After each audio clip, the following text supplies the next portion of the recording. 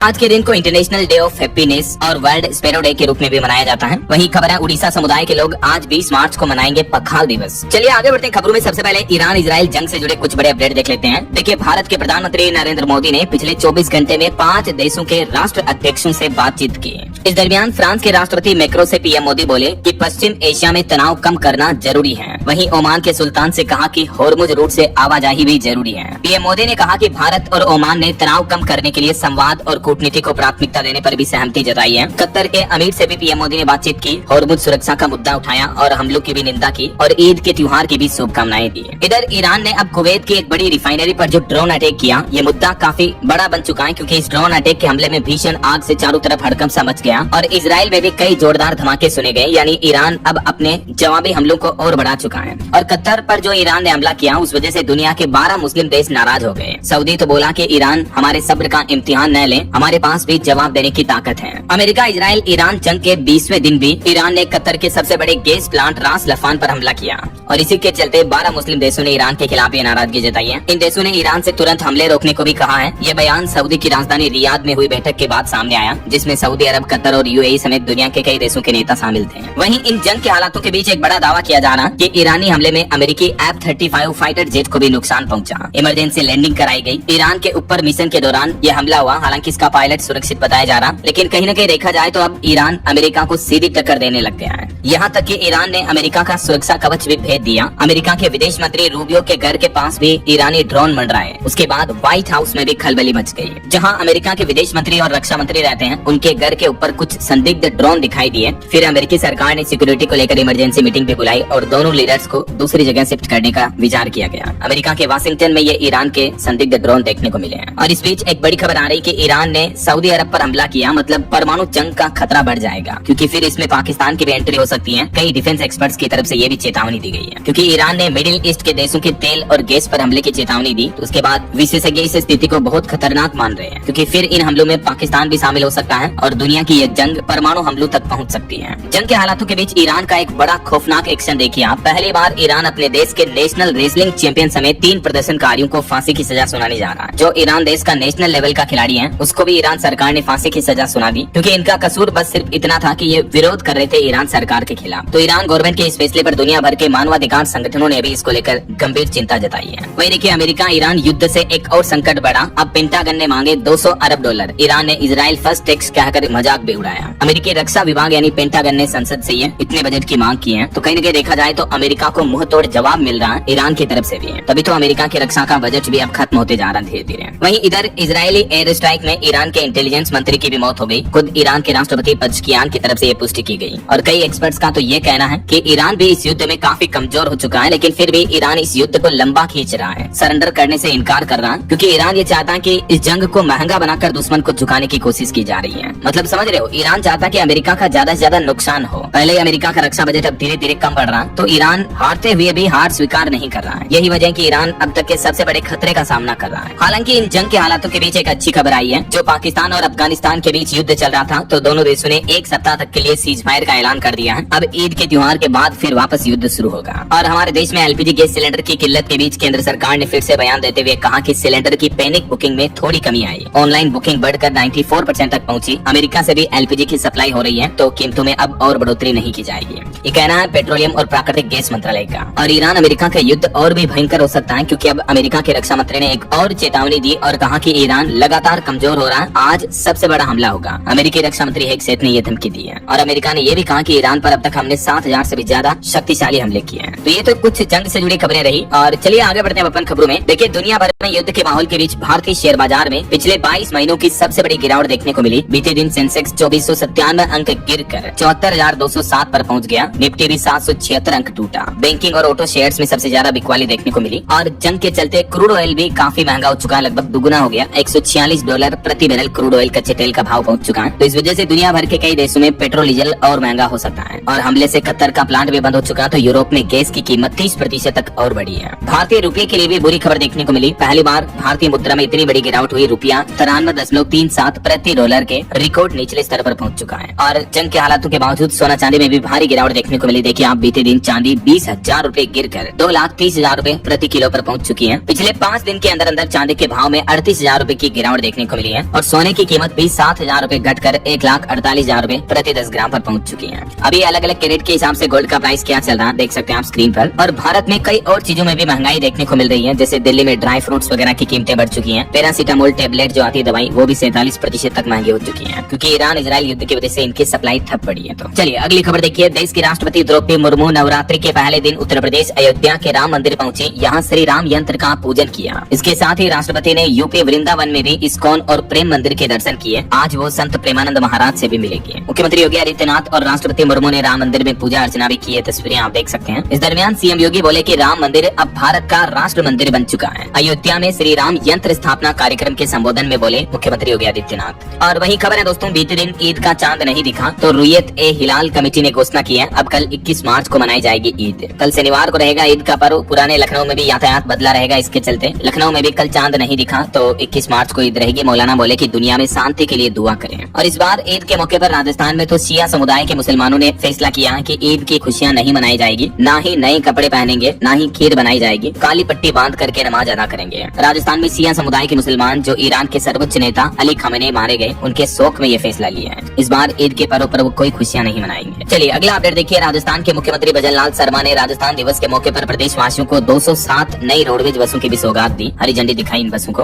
और खबर है ईपीएफओ ने खुशखबरी दी, अब कर्मचारियों के लिए पीएफ राशि ट्रांसफर करना आसान हुआ। किन लोगों को ये फायदा मिलेगा तो देखिए, कर्मचारी भविष्य निधि संगठन ईपीएफओ ने अंतर्राष्ट्रीय कर्मचारियों के विदेशी बैंक खाते में भविष्य निधि की राशि के हस्तांतरण यानी ट्रांसफर को आसान बनाने के लिए संबंधित दिशा निर्देश जारी किए हैं और ये नई गाइडलाइंस की डिटेल भी आप देख सकते हैं। और बड़ी खबर देखिए दोस्तों, उत्तर प्रदेश, दिल्ली, बिहार समेत कई राज्यों में 100 गाड़ियां चोरी करने वाले एक बड़े गैंग का सरगना बकरा मुठभेड़ के बाद साथियों के साथ गिरफ्तार हो चुका है। यूपी मेरठ पुलिस ने ये बड़ी कार्रवाई की है। वहीं खबर है उत्तर प्रदेश, नोएडा में बनेगा सबसे ऊंचा ताज होटल। टाटा के ताज का होगा ताज, इसको बनने में भी कई साल लगेंगे। IHCL कंपनी के साथ साझेदारी के अंतर्गत ये होटल बनाने के लिए 1,000 करोड़ रुपए का निवेश किया है। और डेलर की एक अच्छी रिपोर्ट सामने आ रही है कि साल 2035 तक बदल जाएगा भारतीय सेमीकंडक्टर क्षेत्र का स्वरूप। हमारा देश बनेगा $300 अरब का आत्मनिर्भर बाजार सेमीकंडक्टर के क्षेत्र में। और एक रिपोर्ट देखिए, तमिलनाडु राज्य बना देश का सबसे बड़ा कपड़ा निर्यातक। टेक्सटाइल एक्सपोर्ट के मामले में नंबर 1 आ चुका तमिलनाडु। पिछले 4 साल में 29% तक का बड़ा उछाल देखने को मिला। और एक रिपोर्ट सामने आ रही है कि भारत की ऊर्जा क्षमता भी इस साल जनवरी 2026 तक बढ़कर हुई 520.51 गीगावाट। वहीं देखिए, नोरा फतेही और संजय दत्त के अश्लील विवादित गाने के मामले पर अब महिला आयोग ने एक्शन लिया और कहा कि दोनों 24 मार्च तक न्यायालय में पेश हो, नहीं तो कानूनी कार्रवाई हो सकती है। NCW की तरफ से ये ट्वीट भी किया गया, देख सकते हैं आप। और खबर है अमेजोन के प्राइम वीडियो की 2026 के लिए भारतीय कंटेंट की घोषणा हुई। नई स्लेट में 55 नई फिल्में और सीरीज का ऐलान होगा। पंचायत 5 और फर्जी 2 की भी वापसी होगी OTT प्लेटफॉर्म प्राइम वीडियो पर। और भारत के पूर्व क्रिकेटर खिलाड़ी गौतम गंभीर अपने AI के गलत इस्तेमाल के खिलाफ दिल्ली हाईकोर्ट पहुंचे। डीप फेक वीडियो, फर्जी वीडियो पर रोक लगाने की मांग की है। वहीं सरकारी कर्मचारियों के लिए अच्छी खबर आ रही है, DA बढ़ चुका है, अब अकाउंट में आएंगे 38,000 रूपए तक। जी हाँ, मध्य प्रदेश के सरकारी कर्मचारियों के लिए एक खुशखबरी है। मुख्यमंत्री मोहन यादव ने राज्य के 12 लाख कर्मचारियों के DA यानी महंगाई भत्ते में 3% तक का इजाफा कर दिया है। तो जो पहले DA 55% था वो बढ़कर अब 58% हो चुका है। इससे कर्मचारियों की इनहैंड सैलरी भी ज्यादा आएगी। और देखिए, पंजाब के मुख्यमंत्री भगवंत मान ने दावा किया कि राजस्थान राज्य पर लगभग 1.5 लाख करोड़ रुपए पानी के बकाया है, उनका भुगतान नहीं करने पर हम पानी की आपूर्ति रोक देंगे। ये चेतावनी भी दी पंजाब के मुख्यमंत्री ने। और वहीं पंजाब से एक बड़ी खबर देखिए दोस्तों, जहां पंजाब सरकार नशा मुक्ति को लेकर दिनों दिन नए अभियान चला रही है। इस बीच पंजाब में खुद आम आदमी पार्टी का ही एक सरपंच हेरोइन के साथ गिरफ्तार हुआ। VIP नंबर की स्कॉर्पियो में नशे की खेप बरामद हुई है। देखिए मतलब यार, जो सरकार नशा मुक्ति के लिए इतने प्रयास कर रही है, उन्हीं के सरपंच, उन्हीं की पार्टी के नेता खुद नशा तस्करी कर रहे हैं। क्या कहोगे अब आप इस बारे में। और पंजाब से एक और बड़ी खबर देखिए, 500 किलो नकली पनीर का भी भंडाफोड़ हुआ। हरियाणा से आए 2 सप्लायर गिरफ्तार हुए। पंजाब पुलिस ने ये बड़ी कार्रवाई की है। और दुनिया में कौन सा देश सबसे ज्यादा खुश है, इस पर भी रिपोर्ट सामने आ रही है। देखिए, फिनलैंड देश लगातार 90 साल दुनिया का सबसे खुशहाल देश रहा है। हालांकि भारत की रैंकिंग काफी हैरान करने वाली है। वर्ल्ड हैप्पीनेस की रिपोर्ट में इजराइल देश भी दुनिया का 8वां सबसे खुशहाल देश रहा है, जहां अभी इतने युद्ध के हालात चले बावजूद उसके इजराइल के लोग काफी खुश हैं। और भारत के लिए तो हैरान की बात यह है कि भारत की रैंकिंग तो पाकिस्तान से भी कम है। संयुक्त राष्ट्र UN की तरफ से ये वर्ल्ड हैप्पीनेस रिपोर्ट जारी की और इसमें फिनलैंड फिर से दुनिया का सबसे खुशी हैप्पी वाला देश रहा। अफगानिस्तान देश दुनिया का सबसे कम खुशहाल देश रहा। और 147 देशों की इस लिस्ट में पाकिस्तान का नंबर 104वें स्थान पर है, जबकि भारत का नंबर 116वें स्थान पर है। भले ही भारत पाकिस्तान के मुकाबले ज्यादा सक्षम है GDP इकोनॉमी में, लेकिन ये रिपोर्ट्स बताती है कि भारत के लोग खुश कम रहते हैं। ऐसा ये देख सकते हैं आप, दुनिया के टॉप 10 कंट्रीज हैप्पीनेस की लिस्ट में कौन कौन सी कंट्री टॉप पर है। चलिए अगला अपडेट आ रहा, हज यात्रा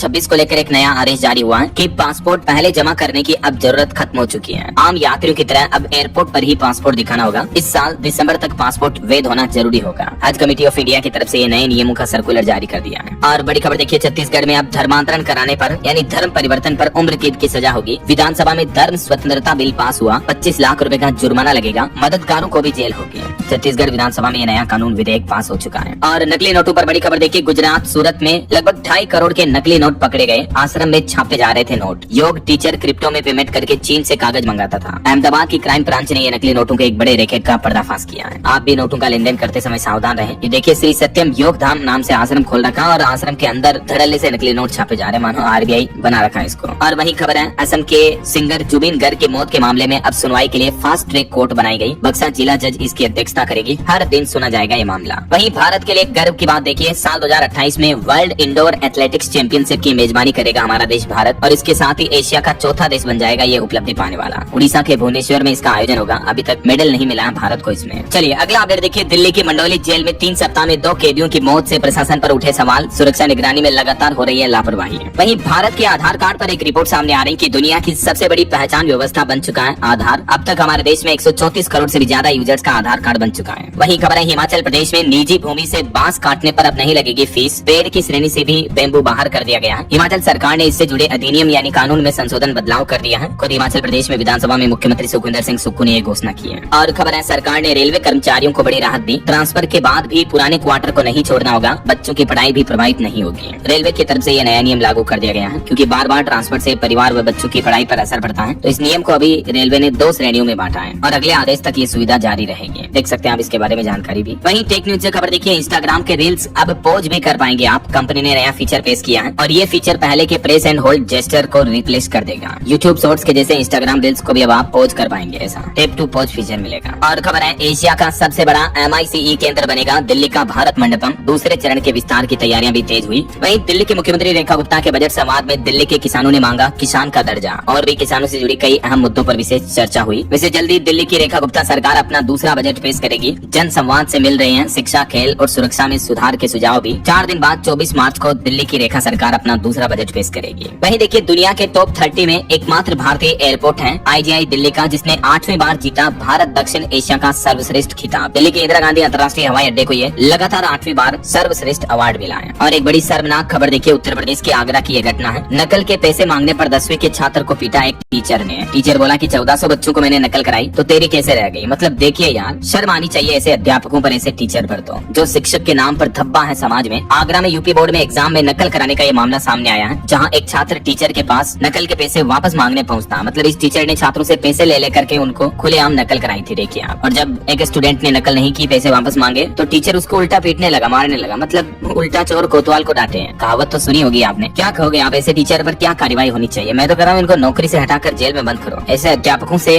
शिक्षा व्यवस्था कितनी घटिया होगी हमारे देश में, जरा सोचिए आप। चलिए अगली खबर देखिए दोस्तों, पॉलिटिशियन राजनेताओं की शर्मनाक घटिया हरकतें। अभी जो दिल्ली में अग्निकांड की घटना हुई थी, जिसमें 9 लोग मारे गए थे, तो उनकी शोक सभा रखी गई और उसमें आम आदमी पार्टी और बीजेपी के कार्यकर्ताओं में झड़प हो गई, लड़ने लगे। मतलब नेता लोगों की हरकतें देखिए यार, कितनी गंदी हरकत की। एक परिवार के इतने लोग मारे गए जिनकी शोक सभा में पहुंचे ये नेता और अपनी राजनीति की लड़ाई करने लग गए। धक्का मुक्की हुई, कुर्सियां फेंकी। केजरीवाल बोले कि भाजपा के लोगों ने पीड़ितों से मिलने रोका। इस घटना का ये वीडियो भी वायरल हो रहा है, देख सकते हैं आप। इन नेताओं की ऐसी हरकतें देखकर तो ऐसा लगता मानो ये शोक सभा में नहीं आए, बल्कि अपनी राजनीतिक रोटियां सेकने आए हैं यहाँ। क्या कहोगे अब आप इस बारे में? आपकी राय विचार कमेंट करके बताइएगा जरूर। और पॉलिटिक्स के कुछ और अपडेट देखिए दोस्तों, पश्चिम बंगाल में बीजेपी की दूसरी लिस्ट जारी हुई, जिसमें 111 नाम शामिल है। एक्ट्रेस रूपा गांगुली को भी टिकट दिया गया। असम में मुख्यमंत्री हेमंत बिश्व शर्मा 7वीं बार जालूकबारी से चुनाव लड़ेंगे। और वहीं पश्चिम बंगाल के आने वाले चुनाव को लेकर भी बीजेपी ने प्लान बनाया है। पीएम मोदी 14 तो अमित शाह 8 कार्यक्रम आयोजित करेंगे और लिस्ट में उत्तर प्रदेश के सीएम योगी का नाम भी शामिल है। इधर पश्चिम बंगाल की मुख्यमंत्री ममता बनर्जी ने चुनाव आयोग की कार्यवाही को भी अघोषित आपातकाल बताया। और एक चौंकाने वाली रिपोर्ट भी सामने आ रही कि राज्यसभा के 73 सांसदों पर क्रिमिनल केस दर्ज है, जिसमें भाजपा के सबसे ज्यादा 27 सांसद जिन पर आपराधिक मामले दर्ज है, केस चल रहे हैं। और दौलत के मामले में 31 MP जो है वो अरबपति हैं। एक BRS सांसद के पास तो 5300 करोड़ की संपत्ति है। देखिए जरा, ये तो वो संपत्ति जो एक नंबर में दिखाई गई है। ADR की रिपोर्ट में ये चौंकाने वाला खुलासा सामने आ रहा कि किस तरह से क्रिमिनल लोग राजनीति में है। 14% अरबपति है, 2 के पास 5000 करोड़ से ज्यादा की संपत्तियां हैं। और खबर है, मध्य प्रदेश में कांग्रेस के मुकेश मल्होत्रा विजयपुर के विधायक बने रहेंगे। सुप्रीम कोर्ट में हाई कोर्ट का फैसला खारिज हुआ। चुनाव आयोग की एक नई पहल देखिए इस बार, 85 साल से ऊपर के और